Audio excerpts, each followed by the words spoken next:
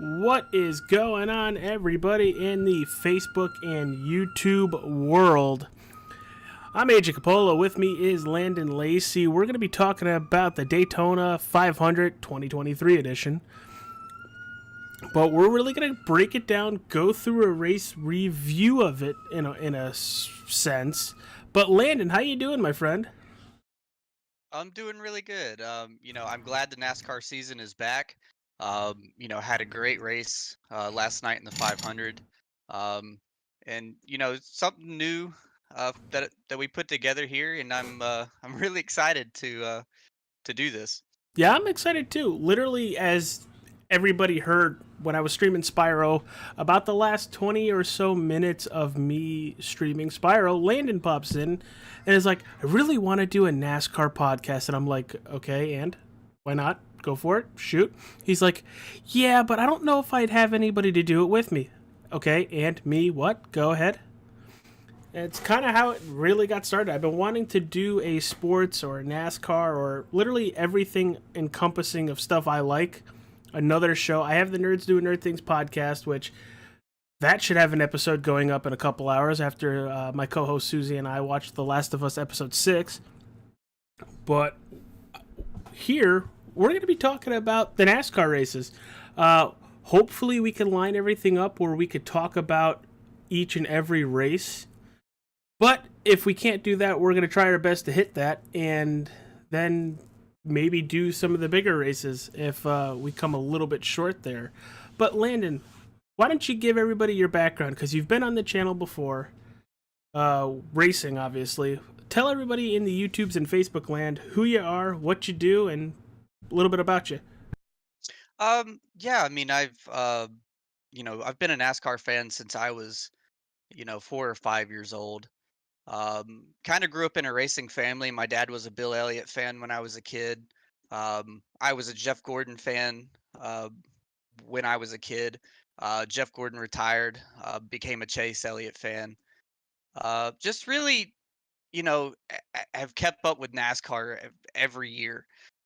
So much that it interested me. I used to watch iRacing on YouTube, and I was like, man, I really want to get into that. Got into iRacing.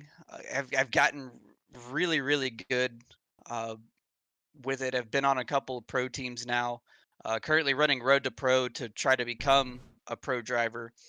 And I enjoy motorsports in general. I know a lot of people are also interested in F1 and stuff like that. I've tried to keep up with F1. I'm not the most informed person in F1.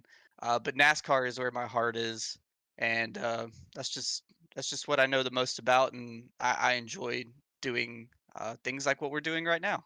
Yeah, and as he said, he doesn't know IndyCar that much. He doesn't know Formula One as much, but I know people that do. So we're gonna have Landon on the NASCAR side, and if I could finagle a couple other people, we might have an F1 and IndyCar. Just call it open wheel side to it. So Landon, why don't we get started? Let's talk about the 2023 Daytona 500. Let's start right at the beginning. It was the longest race in Daytona 500 history. We did 530 miles of pure and absolute chaos after we hit stage 2. Because stage Yeah, 1 was boring. yes. Well, I mean, I can't really say it was boring. I actually enjoyed being able to sit down and watch the race and not have to watch a wreck within the first 10 laps like we typically see at super speedways, and it just makes the rest of the race boring. So, I mean, I'd rather get the boring over with at the beginning of the race and have all the excitement at the end. I like that whole first stage. I really, really didn't see a lot of single file. I felt like we were battling literally that whole first stage side by side, and you were just waiting for that pin to drop of somebody's gonna crash or wreck or it just something to happen. It never did, and Brad K ends up winning stage 1, followed by one of my drivers, Ryan Preece, which Connecticut born, yeah, baby. But dude, talk about stage one, because it was literally side by side the whole time. Did it keep you on the edge of your seat throughout the whole event? It definitely did. You know, we saw in the truck race and the Xfinity race where they, just got in the top lane single file around the racetrack. And I'm kind of like you. I was a little worried that we were going to see the same thing. And I'm glad we didn't. We had a couple of small issues. We had Bubba Wallace get hit in the back by Truex and got knocked into the wall. And then we had Riley Herbst under one of the green flag pit stops actually get sideways and spin getting onto pit road. But neither one of those caused a caution, like you stated. First stage went caution free, uh, but definitely kept me on the edge of my seat because these guys uh, bump drafting the way they were. The cars would move around in weird ways, and you were just sitting there thinking, when is someone going to hit somebody wrong and cause the whole field to wreck because they're just running two by two throughout the whole field. Yeah, they were doing that all the way through stage two as well, but we had a couple issues in stage number two there. First off, you had Tyler Reddick getting turned by Kevin Harvick. It's also going to collect Chase Elliott, Ryan Blaney, Eric Jones, Kyle Larson, and Daniel Suarez. So that was our first kind of big one, taking out a couple heavy hitters, with obviously Tyler Reddick, Kevin Harvick, Chase Elliott, Ryan Blaney, Kyle Larson, and even Daniel Suarez. That whole list of drivers that I just named, heavy hitters involved in a lap 119 incident. And then three of my picks that I had for our little game that we played at the party, gone and done right there with Chase Elliott, Ryan Blaney, and Daniel Suarez. Yeah, I believe at the beginning of the race that Chase Elliott, actually, you had all three of them. Chase Elliott, Ryan Blaney, and Kevin Harvick were actually, um, when they do the bets, when they show all the bets at the beginning of the race, Kevin Harvick, Chase Elliott, Ryan Blaney, all three of them were tied for people's picks to win the 500. Thankfully for Harvick, Larson, and Suarez, they all got away with a little bit of damage, uh, to where they were able to carry on and still be competitive in the race. Drivers like Tyler Reddick, Chase Elliott, Eric Jones, that actually ended their day and they weren't able to continue. Ryan Blaney had a good bit of damage, but he was able to continue on throughout the race. Yeah, you're going to hear Ryan Blaney quite a bit on this list as you wonderfully broke down for me in our Discord chat here. Holy cow! If I control F and put in Blaney, it's probably gonna have like 6 or 7 connections to it. But speaking of Ryan Blaney, lap 140, he loses a tire and the carcass comes flying off, brings out our second caution for incident. Yeah, Pretty much the damage that he got from 119 caused that tire to go down just about 20 or so laps later. yeah, I don't think they quite got all the damage fixed on that right front, which caused I guess some grinding on that tire and eventually cut it down and the carcass came off the tire and brought out our second caution for debris. So the third caution that we're about to bring out now is the Fords. After a pit stop, they accordion, causing Michael McDowell to be turned by Ryan Preece, collecting Martin Truex Jr., Chase Briscoe, Kevin Harvick again, and Ty Gibbs. We see checkups all the time. It's literally how you kind of deal with the checkup. And boy, again, took out another couple really good plate drivers or super speedway drivers. Harvick, McDowell, Martin Truex, and I would even throw Chase Briscoe in there. He's shown a lot of speed when we come to the 2.5 tracks. But dang, it seems like every wreck we've had, it has taken out drivers that are very, very high potential at winning the Daytona 500, Landon.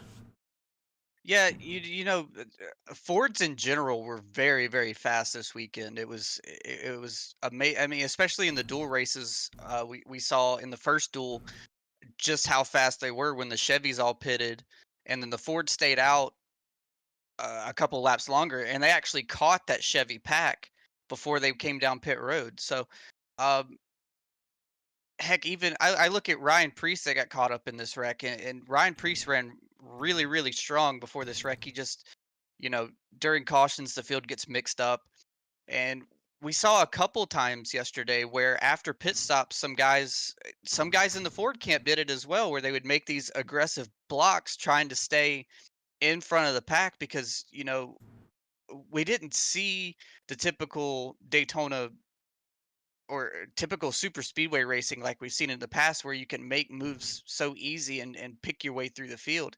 It, Yesterday it was really, really hard to make a move. If you didn't have anybody, if you didn't have numbers, you needed about three or four of you just to make that move and gain any kind of position. So we saw guys blocking these lines after pit stops to try to keep themselves in front, and I think this is what ultimately caused this accident. Yeah, right there with you. And I think we forgot to mention Ross Chastain wins stage two.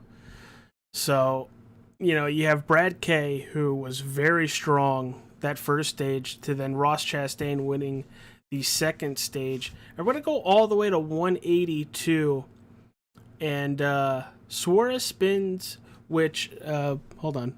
Oh, 182 was the McDowell and Priest connection there, collecting Truex, Briscoe, Harvick, and Gibbs. And let's take out 198 here, where Suarez spins, which leads to NASCAR going to overtime for the Daytona 500. And we've seen NASCAR overtime with the 500 a couple times. I was kind of hoping that it was going to be boom, boom, done, and there you go. But as I said before, we did a 530 miles in a 500-mile race, so we had a lot to consume. And then our fifth caution, Austin Dillon gets turned by William Byron, collecting Todd Gilliland, Jimmy Johnson, Noah Grayson, Austin Cindric, Riley Hurst, Zane Smith, Harrison Burton, and Ross Chastain. Now, talk about that. That was our first attempt at a green white checkered, and another big shot for heavy hitters. Yeah, real quick, I'm gonna go back to that Suarez spin on lap 198. At first I was a little upset with NASCAR because as soon as Suarez spun, they threw the caution. But we also saw earlier in the race we had Riley Herbst spin in the same spot coming into pit road, and there was no caution thrown. Now, eventually Suarez got stuck in the grass, and that would have warranted a caution. I was just a little upset that NASCAR kind of like jumped the gun on that caution, because I feel like if Suarez doesn't get stuck in the grass, he's on pit road. He's not in the way. I don't really see a need for that caution. And I think that would have made the end of the race a little bit better. I'm not upset with who won the race. I'm not upset with who lost the race. I just think NASCAR kind of jumped the gun a little bit with that caution. Yeah, Um, onto the first attempt caution that we had there. Um, kind of you know kind of the same effect we saw the accordion effect with the Fords earlier. Kind of the same effect here, guys at the end of the race just pushing really hard. And this is also on the restart where Kyle Busch and Austin Dillon decided to, instead of lining up in the same lane and pushing, they decided to line up side by side with each other. And I don't really like that call. I feel like if Kyle Busch would have, been in front of Austin Dillon, that they would have probably had more momentum. The fact that Kyle Busch had to start in the top lane and then move down in front of Austin Dillon, really slowed up their momentum, and caused them and let the outside lane just go by them, and they lost a lot of time. And then, William Byron gets in the back of him and, collects guys like Jimmy Johnson ran, everybody thought he was probably going to struggle. And I thought he ran a really good race, stayed around the top 10 all race long. Noah Gregson had a great race tonight as well. He was right there behind Jimmy Johnson in that wreck. Austin Cindric, of course, the Fords were strong.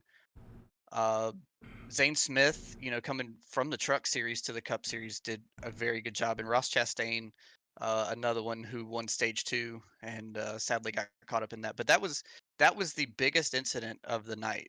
Yeah, that was a big one indeed.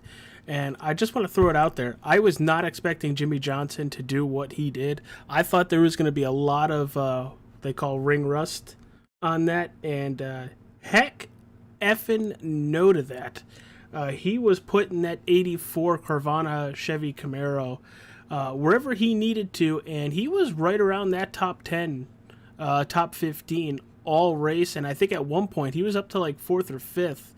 But, I thought it was going to be an issue with Jimmy Johnson coming back and possibly taking a spot out of the Daytona 500 out of somebody who could have maybe made a name for themselves. But boy, am I happy he was there because he lit it up.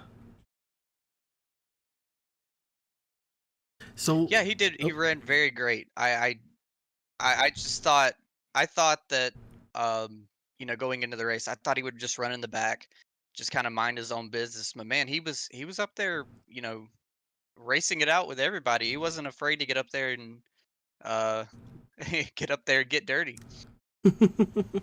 So let's take it to the attempt number 2. This is the 6th caution for a wreck. Amarola turns, Travis Pastrana collecting Kyle Larson, Brad Keselowski, Ryan Blaney, and Bubba Wallace. There's that Ryan Blaney name again. This wasn't another huge wreck, but when this happened, that's it. Race was over. Pretty much giving Ricky Stenhouse the win. I get why they called it.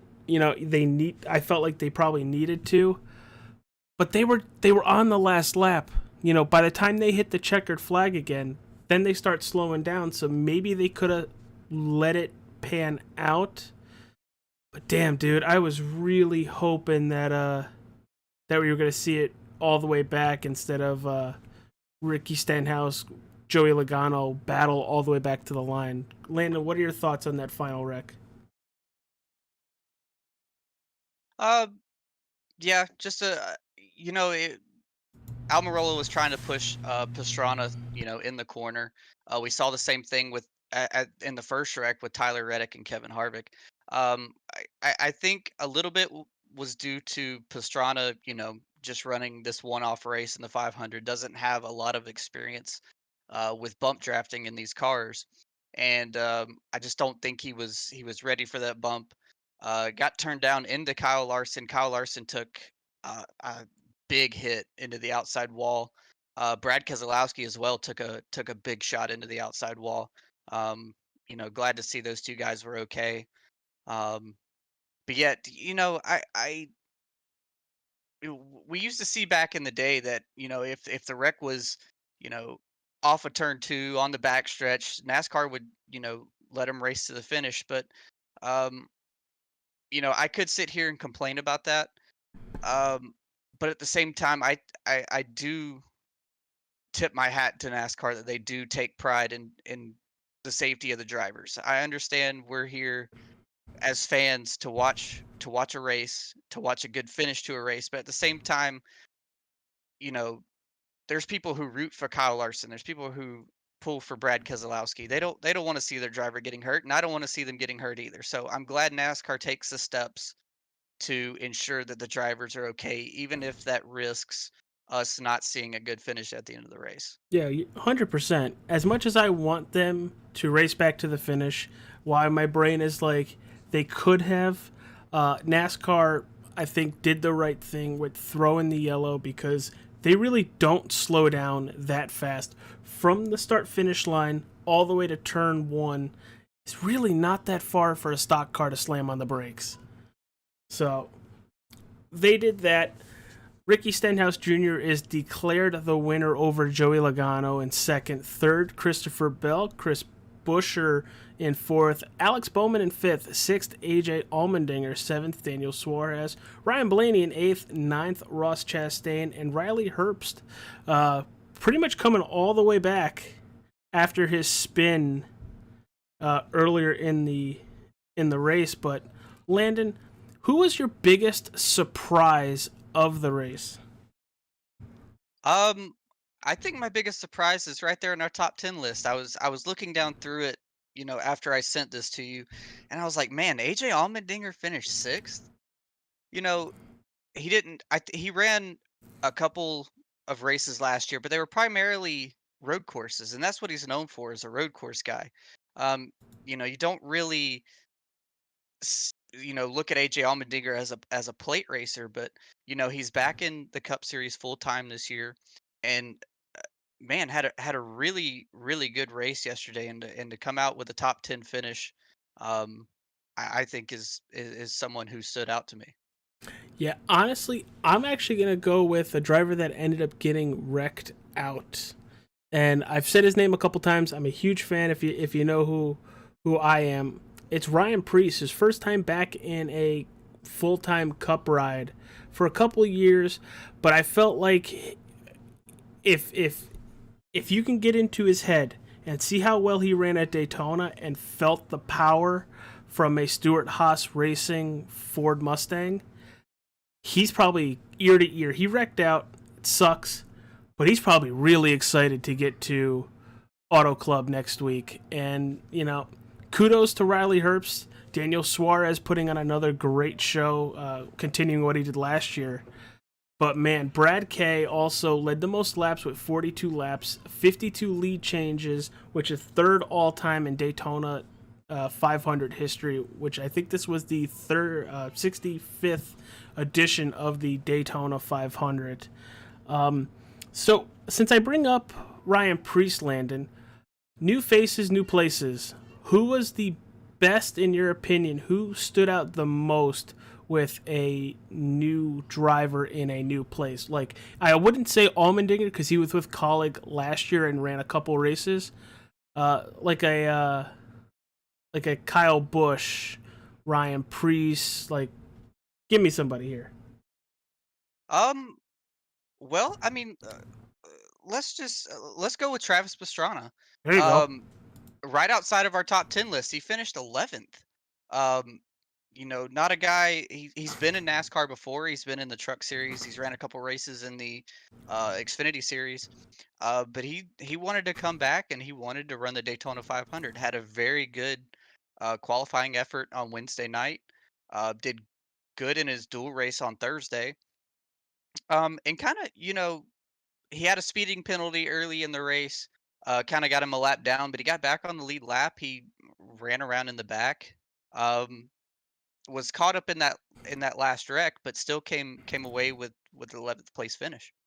Yeah, I'm actually gonna go with. I'll say Noah Gragson. Him in that 42 Wendy's car. He's still with a Chevy, but he's with. Crap, what team is that? 42. Legacy Motor Club. It is Legacy. Okay. You know, not a brand new team, but a new owner attached to it with Jimmy Johnson. Richard Petty's still with them. But man, what a standout performance, because he was up towards the front for quite a while.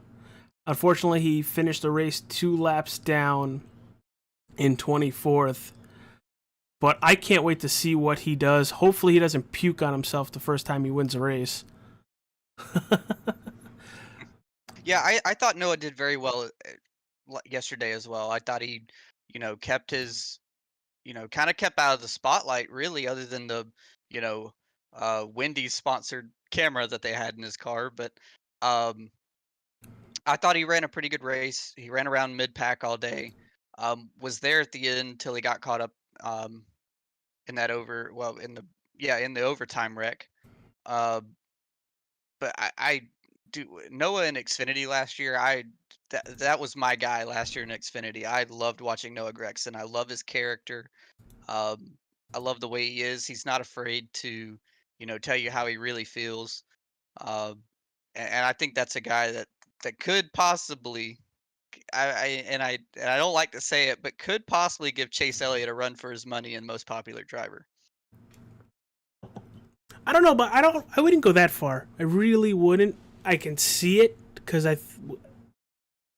with how many people followed him in Xfinity and how many people got behind him in the Xfinity Series, I wouldn't be surprised. But it's Chase Elliott. It's Redneck Jesus Jr. But holy cow, what a Daytona 500. Landon, before we talk about Auto Club coming up, anything else for this 530-mile event? Yeah, real quick, I wanted to, we're kind of missing some guys in the top 10 that we did a rundown on. I kind of want to give an update on where, some of the more popular drivers finished, since a lot of good guys got caught up in wrecks early in this race. We had Kevin Harvick finish coming home in 12th. Did really good, got caught up, was involved in that first wreck on lap 119, and then was caught up in the wreck with the Ford's accordion on lap 182. And but still was able to bring it home 12th. Martin Truex Jr. was another one that was caught up in the Ford accordion effect. He came home 15th. Denny Hamlin, I think during the first overtime wreck, Austin Dillon got turned into Denny Hamlin's door. I don't know what kind of damage that caused to his car, but he ended up coming home 17th.